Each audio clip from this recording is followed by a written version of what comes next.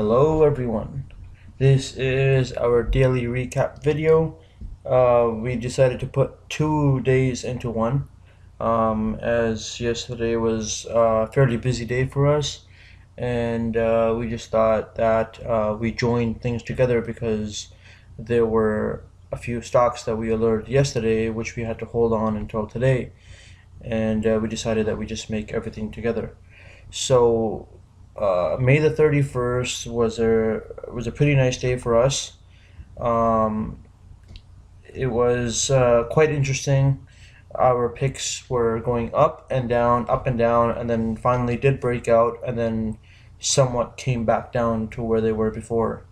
So we will get started with what we did. In terms of June the 1st, this was one of those days where we didn't alert anything until about 3:50 p.m. and that was mainly due to the fact that every stock was moving up and crashing and coming right back down midday or even during the afternoon, and it wasn't something that we wanted our members to be stuck in, and it's not something that interests us at all. We like to have moves where our members have some time to get in and see the stock for themselves and decide if they want to get in or not. Majority of the picks today were, they moved up for about 5 minutes and they came back down. Some of them moved up for about 15 to 20 minutes and then came right back down. Although the moves were spectacular, we did have a situation where it was more like, how many picks can you send out and expect to be stopped out of? Because not everybody was going to get out with a profit. There would be somebody stuck in there with a loss. And if you send out 4 alerts or 5 alerts or 6 alerts for the day, and not everybody gets out at the right time, one person could be stuck with 5 stocks that they don't want to hold, but now they have to hold. And we're just trying to make the service better for the members. And that is our #1 priority. So the first thing we're going to do is we're going to focus on what we did on the 31st. So this was on the 31st, and we alerted VKTX, sorry, at 140, and we said the stop loss would be at 130 and the target would be 165, and if we're lucky, we should be able to see 2, as it's one of the stocks that we like to trade and it could possibly move really well. So we'll just go look into that one real quick. This was a chart for that one here, and as you can see, 140 was a little higher up near the top of the day, near the high of the day, and we did decent. I mean, we didn't hit the $2 mark, but we had a goal in mind at 165. We sold half at 165, and we're still holding the other half to see what we can get tomorrow.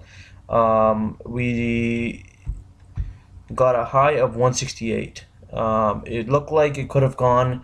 It tried very hard and it was unable to do so, as it was just following the trend of the market. High and then come back down and then slowly move higher again. This was a rare case for June the 1st. So that's that. The next one we had was WPCS. Again, we alerted this one at, I believe, 158, May the 31st, and we were looking for 180, and 158 was, I guess, it was the high of the day for the day before, and the goal that we got was 180, and unfortunately we were only able to sell half, as we were looking for 2 as well. And so we're still in both of these, and let's see where they can take us tomorrow. but this is basically what we're looking at, and this was the basic trend of the day.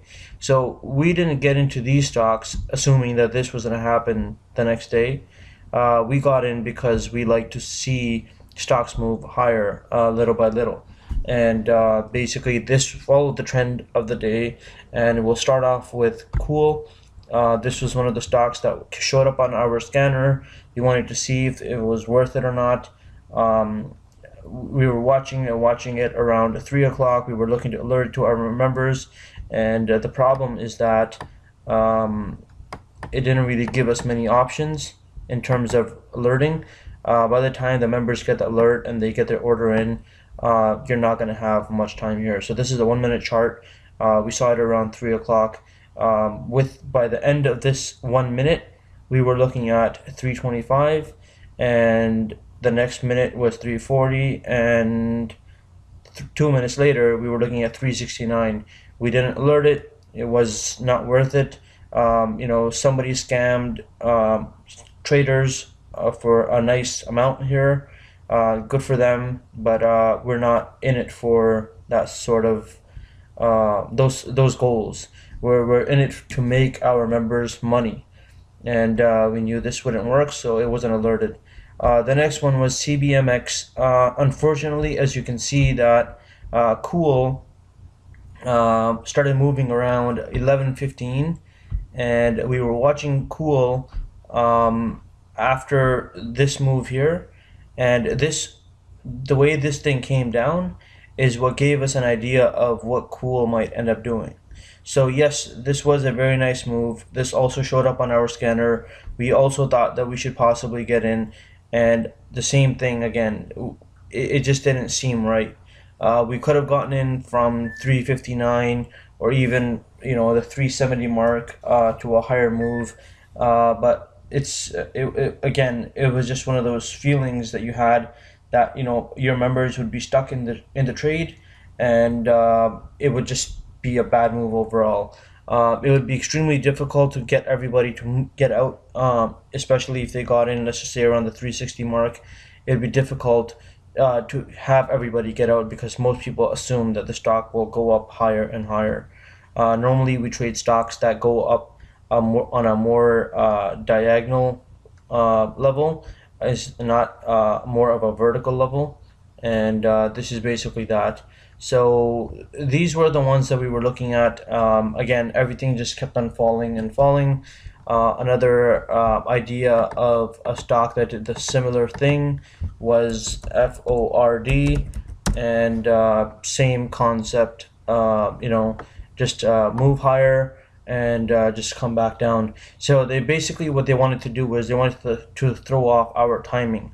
If this had happened around the 9:30 mark, we would have alerted each one of these, and our members would have known that you're not looking to get in for for any time past around 9:45 to 9:50, and the latest about 10 o'clock. So it would have worked really well, and as you can see, all of these were up for just about maybe 15 or 20 minutes at the most, and that's pretty much it. The other stocks that we had alerted yesterday were APHB. This was our second run at it. We got in the previous time, I believe, at the 175 mark, and we ran it up to around 245 for our last sale. And then there was a down day, a couple of down days in between, and as you can see, May 31st, APHB at 255, stop at 240. So again, like I said earlier in the video, we don't like we don't dislike, but we prefer these moves instead of just random shot up and then down for the day, or just going sideways for the rest of the day. We like to give our members an opportunity to feel confident about the stock, and a chance to get in. And this is the type of stock that we like to get into. We prefer the most, as it gives our members time. And obviously, you would assume that our members made the most amount of money here. So we saw this thing bounce off of support here It's a pretty ugly chart if you look at it, but basically it made sense to us, and what we were waiting for was a move higher, and then we wanted to see it come down a bit and take a small break and possibly run up higher during the day, and that's basically what happened. After the initial move from here, it went up. We waited for it to hit about 255. As you can see, that would be roughly a new high of day, and roughly from there, it just basically took off. We sold half at the 335 mark, and we held the rest through. It didn't do too well for us, as you can see. The next day, it kind of came down. Uh, we did, we had a small loss in it for the second half, but we profited pretty nicely on the first half. That overall we were profitable on the trade. We are still holding it as we saw that you know it it they offered shares at a lower price, which this another name for that is a price offering. Normally, when there's a price offering, the stock usually drops a lot more, and it didn't for this one. So it seems that we might have some support between 220 and 230, and we're gonna hold it to see where it possibly takes us. You don't offer stocks for your company if you think your company is not going to be doing better. You don't want more people coming in and then more people to answer to, more shareholders to answer to. You basically have some good results. That's most likely why you want to offer more shares.